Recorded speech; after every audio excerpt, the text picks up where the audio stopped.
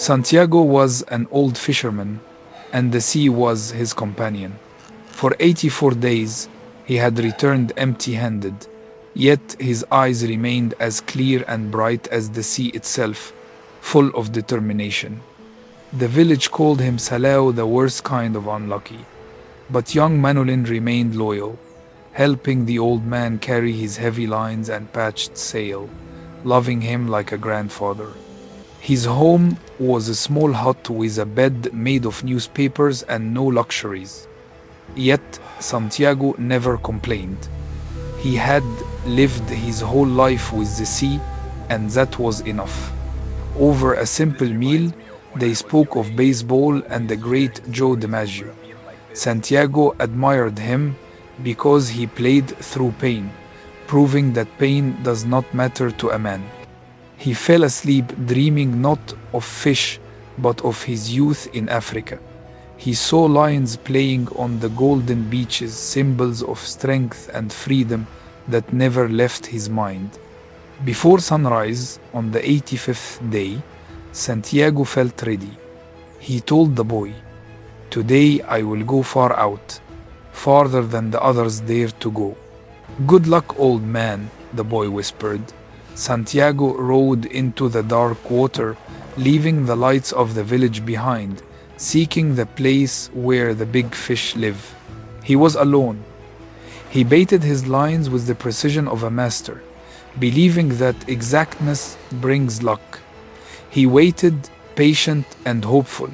A bird circled, and small tuna jumped in fear. Santiago knew something powerful was below.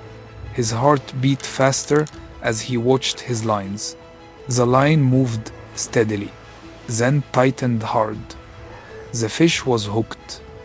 It pulled with unstoppable force, dragging the small boat out into the open sea. "He is strong," Santiago said.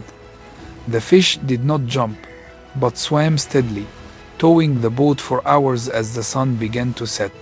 He spoke to the unseen creature. "Fish, you are my brother, but I will not let you go. I will fight with all my heart to take you." The line cut into his hands and his back ached, but he remembered DiMaggio. Pain does not matter, he thought. Only endurance matters.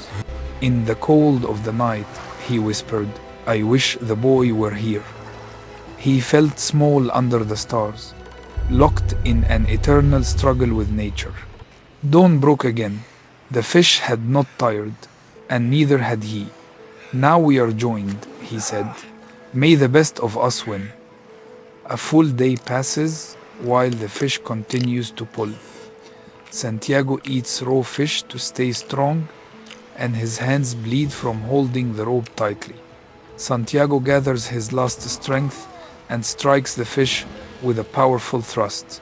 He collapses to his knees from exhaustion but smiles proudly. He ties the fish beside his boat.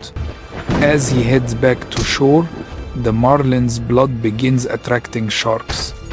The first shark attacks, and Santiago fights it with his harpoon until he kills it, but he loses the harpoon.